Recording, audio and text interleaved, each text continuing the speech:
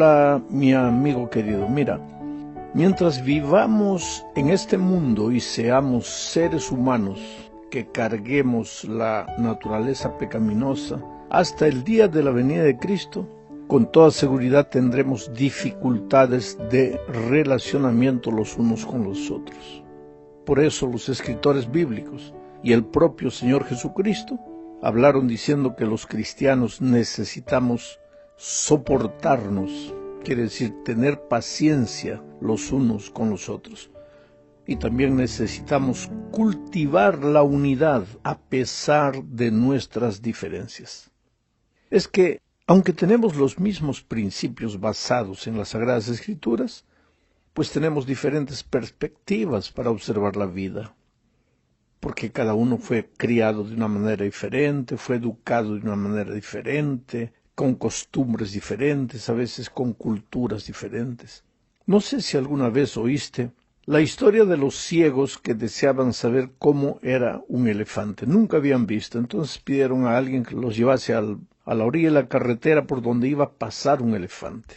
Entonces el guía les dijo, miren, ahí viene el elefante. Los ciegos se arrojaron al elefante. Uno agarró la pata, otro agarró la oreja, otro agarró el colmillo, otro agarró el cuerpo. Lo interesante es que después los 5 se reunieron y comenzaron a discutir. El que agarró las piernas dijo, el elefante es como una columna fuerte. El que agarró el colmillo dijo, no, el elefante es como una lanza afilada. El que agarró la oreja dijo, no, el elefante es como un abanico. El que agarró el cuerpo dijo, no, el elefante es como un muro enorme, una pared gigantesca. Ahora, la pregunta es, ¿quién tenía razón? Los 5. Solo que para tener un concepto correcto del elefante, los 5 tenían que juntarse. Y los 5 tenían que llegar a una conclusión. Los 5 tenían que aportar su punto de vista, su opinión, para llegar a tener la definición correcta del elefante. Pues la lección que aprendemos de esta leyenda es que todos tenemos razón en nuestro punto de vista, pero cuando nos unimos y sumamos nuestras partes, entonces llegamos a un todo correcto. Solo que para que eso sea una realidad en la vida de la Iglesia, pues es necesario que reflejemos todos el carácter de Cristo. Y nadie llega a ese ideal en un instante. El crecimiento en Cristo es un proceso largo de convivencia diaria con Él. La historia de la Iglesia nos muestra que inclusive grandes hombres de la Iglesia, como Pablo y Bernabé, por ejemplo, tuvieron dificultades de relacionamiento. En el caso de estos 2 gigantes del Evangelio, Pablo y Bernabé, la causa de la discordia entre ellos fue Juan Marcos. En el primer viaje misionero de Pablo, Juan Marcos lo había acompañado por un tiempo, pero después desertó, se amilanó, se acobardó delante de las dificultades del camino y de las circunstancias adversas que estaban encontrando. Entonces, en el siguiente viaje, Bernabé quería darle una nueva oportunidad al joven Juan Marcos, pero Pablo fue irreductible y dijo, no, a ese no lo llevo más. En la opinión de Pablo, Juan Marcos nunca sería un buen misionero, porque había fallado la primera vez. Pero Bernabé creía que había que darle una segunda oportunidad.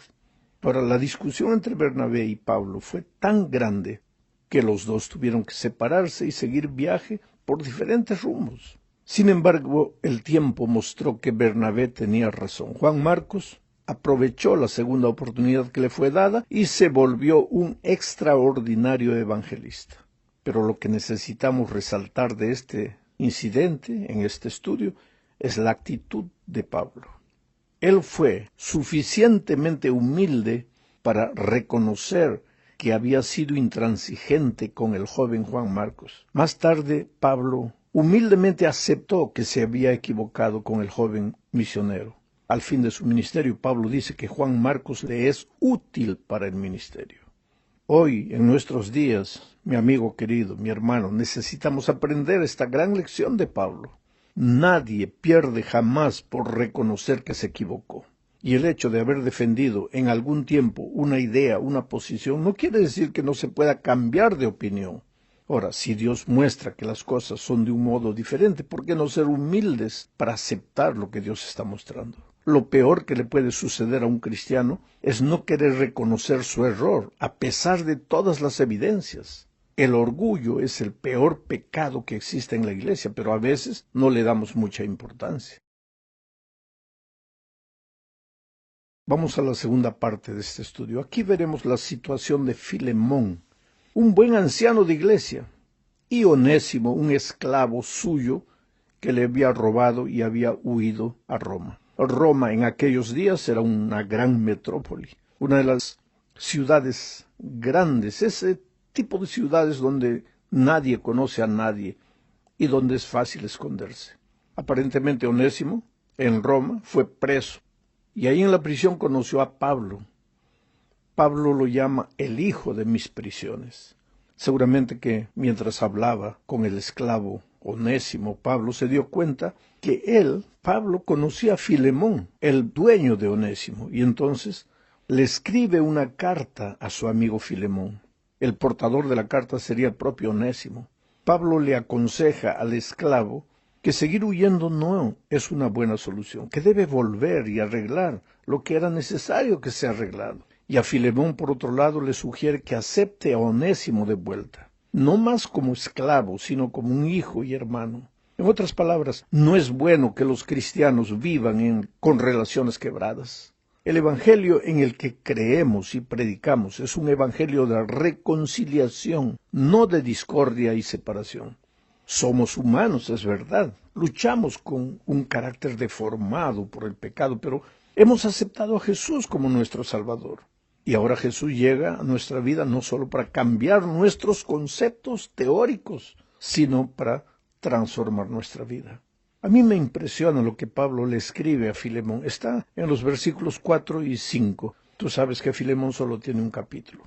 Ahí Pablo dice: doy gracias a mi Dios siempre que me acuerdo de ti en mis oraciones, porque me he enterado del amor y de la fe que tienes hacia el Señor Jesús y para con todos los santos.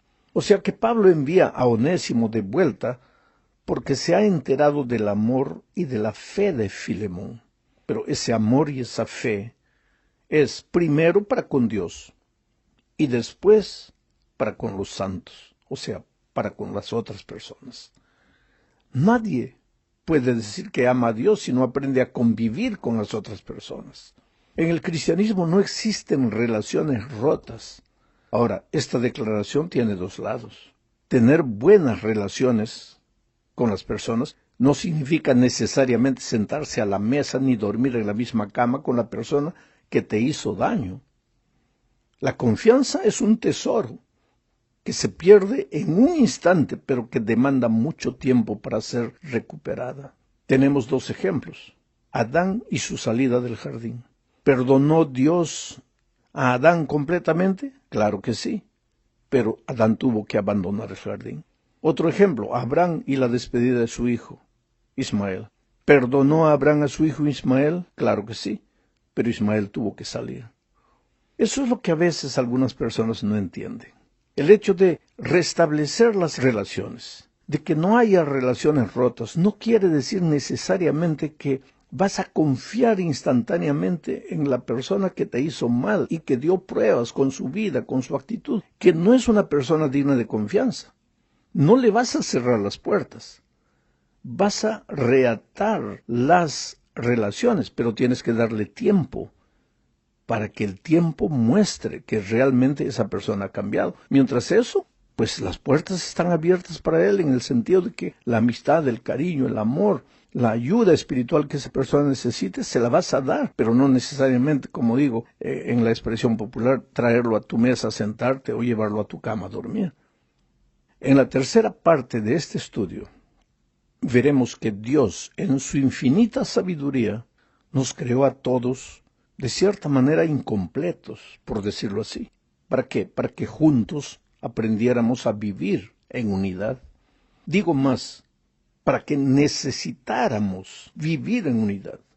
Por eso Dios distribuyó sus dones. Pablo dice en primera a los Corintios capítulo 12, versículos 12 y 13, lo siguiente: porque así como el cuerpo es uno solo, pero tiene muchos miembros, mira la expresión, un solo cuerpo, muchos miembros. Uno combina con muchos, más Pablo dice que muchos tienen que ser uno. Aquí hay un pensamiento profundo. Leo de nuevo: porque así como el cuerpo es uno solo y tiene muchos miembros, pero todos ellos, siendo muchos, conforman un solo cuerpo, así también Cristo es uno solo, por un solo espíritu.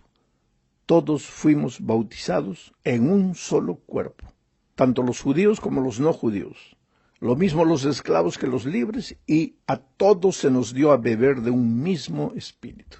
En este texto Pablo menciona a judíos y a no judíos, a esclavos y libres, y dice que todos en Cristo somos uno. En este capítulo 12 de Primera a los Corintios, Pablo en todo el capítulo habla de la diversidad de dones. A cada miembro Dios le dio dones diferentes, lo hizo de una manera diferente para que aprendamos a depender uno del otro. Y Pablo raciocina y pregunta: ¿qué sería del cuerpo si todos fuéramos ojo? ¿Y qué sería del cuerpo si todos fuéramos pies? No, pues el cuerpo necesita ojo, necesita pies, necesita mano, necesita boca, necesita todo. Cada uno es diferente, pero todos son uno, un solo cuerpo. Esto es bonito en la teoría, pero y en la práctica. Podemos convivir con el que no piensa igual que yo. Podemos convivir unos con los otros en armonía, en unidad, a pesar de las diferencias propias que cada uno tiene. Pues el desafío del pueblo cristiano es ese: que no se quede el mensaje de la unidad en la teoría bonita, sino que sea una experiencia de vida práctica y diaria. Vamos ahora a la cuarta parte de este estudio. Hablaremos aquí del perdón. Leamos Romanos 5, 8 al 11. Voy a ir comentando el texto a medida que leo. Dice: pero Dios muestra su amor por nosotros en que, aun cuando éramos pecadores, Cristo murió por nosotros. Primer principio: el perdón no es para el que te pide perdón. El perdón es aunque el otro no te pida perdón. Porque Dios muestra su amor con nosotros en que cuando aún éramos pecadores, Cristo ya murió por nosotros. Pablo sigue diciendo: con mucha más razón, ahora que ya hemos sido justificados en su sangre, seremos salvados del castigo por medio de él. Porque si cuando éramos enemigos de Dios, fuimos reconciliados con él mediante la muerte de su Hijo, mucho más ahora que estamos reconciliados, seremos salvados por su vida. Y no solo esto, sino que también nos regocijamos en Dios por nuestro Señor Jesucristo, por quien ahora hemos recibido la reconciliación. Perdón es reconciliación. Cuando nosotros estábamos alejados de Dios, Cristo murió por nosotros. ¿Para qué? Para perdonarnos, para pagar el precio de nuestro pecado. Pero no solamente eso, sino para reconciliarnos con el Padre. Y ahora nosotros tenemos que aprender a perdonar al que nos hirió y reconciliarnos con esa persona, aunque esa persona no haya reconocido que se equivocó y que nos hirió. Esto naturalmente demanda que el carácter de Jesucristo sea reproducido en nuestra vida, porque cuando Jesús predicó su sermón de la montaña, dijo: perdonad a vuestros enemigos. Eso era fácil, pero en el monte del Calvario, antes de morir ya crucificado, Jesús oró a su Padre y dijo: perdónalos porque no saben lo que hacen. O sea, en el monte de las bienaventuranzas predicó la teoría bonita del amor. En el Calvario vivió la experiencia dura, difícil del perdón. No se quedó solo en la palabra perdonad, Él perdonó. Y este es un camino largo que se llama el camino de la santificación. Cada día vamos creciendo, vamos aprendiendo, vamos primero aprendiendo a aceptar que somos amados y perdonados por Dios. Tú sabes que las personas que más dificultad tienen para perdonar es porque tienen dificultad para entender que Dios los perdona. Por otro lado, tienes que entender que el perdón no beneficia tanto al perdonado cuanto al perdonador. Porque si alguien te ofendió, A veces ni se da cuenta lo que hizo, sigue viviendo su vida tranquilo. Y tú, el herido, el ofendido, vives amargado, con tu corazón lleno de rencor, de resentimiento, de odio a veces. Y esos sentimientos negativos son como el ácido en un depósito, destruyen el propio depósito. Así que cuando tú perdonas no le estás haciendo ningún favor al otro, te estás haciendo un favor a ti mismo, porque al sacar el veneno de tu corazón entra la paz, aprendes a vivir en paz con Dios y con los seres humanos. Y por otro lado, pues de manera natural estás viviendo el evangelio del perdón y de la reconciliación. Llegamos ahora al fin de este comentario hablando de la restauración y la unidad. ¿Cómo se procede cuando alguien hace algo que no debe hacer? Cuando alguien peca. Peca contra la iglesia o peca contra ti, peca contra Dios. ¿Cuál es la actitud del cristiano? Leamos lo que dice Mateo 18, 15 al 17, y voy a ir comentando a medida que voy leyendo. Por tanto, si tu hermano peca contra ti, ahí está. Primer pensamiento, el hermano peca.